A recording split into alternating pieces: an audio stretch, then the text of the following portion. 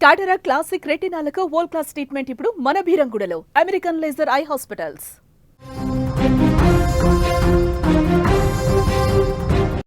మరో breaking news చూస్తున్నాం. Cricket లో కీచక బుద్ధి పాకిస్తాన్ మరొకసారి చూపించింది. పాకిస్తాన్ కెప్టెన్ సల్మాన్ ఆగా ఒక సంచలన ప్రకటన చేశాడు. ఆసియా కప్ ఫైనల్ మ్యాచ్ ఫీజును డొనేట్ చేస్తున్నట్లుగా కూడా ప్రకటించాడు. ఆపరేషన్ సింధూర్ లో హతమైన వారికి దానం ఇస్తున్నానని కూడా ఒక స్టేట్మెంట్ అయితే పాస్ చేశాడు. అంతర్జాతీయంగా తీవ్ర విమర్శలు ఎదుర్కొంటోంది పాక్. చనిపోయిన ఉగ్రవాదులకు డొనేషనా అంటే విమర్శలు వస్తున్నాయి. పులిని చూసి నక్క వాతలు పెట్టుకున్నట్లుగా ప్రవర్తిస్తోంది పాక్. సూర్యకుమార్ను చూసి ఆగా పిచ్చి చెస్ట్లు ఎక్కువయ్యాయని కూడా మనం చెప్పుకోవచ్చు. ఆసియా కప్ 2025 ఫైనల్లో టీమిండియా అద్భుత విజయాన్ని సాధించింది.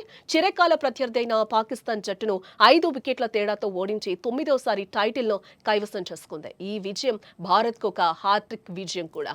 అయితే ఈ ఓటమి తర్వాత పాకిస్తాన్ జట్టు ఒక అత్యంత వివాదాస్పద నిర్ణయాన్ని తీసుకుంది. క్రికెట్ స్ఫూర్తికే మాయని మచ్చ తెచ్చేలా వ్యవహరించింది.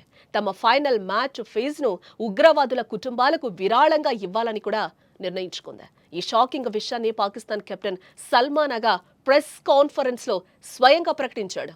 ఒక జట్టుగా మా ఆసియా కప్ ఫైనల్ మ్యాచ్ ఫీజును భారతదేశం చేసిన దాడుల్లో ప్రభావితమైన ప్రజలు, పిల్లల కుటుంబాలకు విరాళంగా ఇస్తున్నాం అని సల్మాన్ ఆగా చెప్పాడు. అయితే ఇక్కడే అసలు వివాదం మొదలైంది.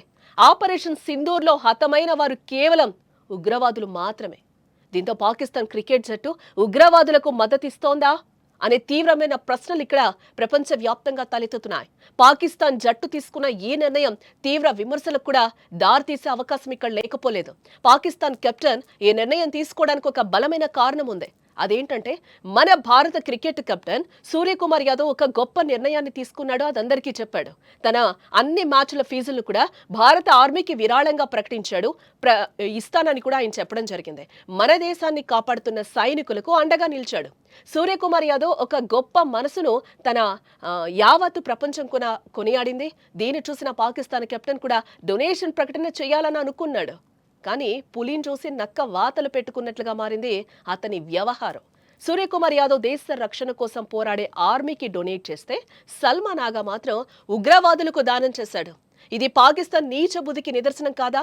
ఏదేమైనా ఒకవైపు మన కెప్టెన్ దేశభక్తిని చాటుకుంటే పాకిస్తాన్ మాత్రం ఉగ్రవాదాన్ని సమర్థించేలా వ్యవహరించడం ఇక్కడ శోచనీయం.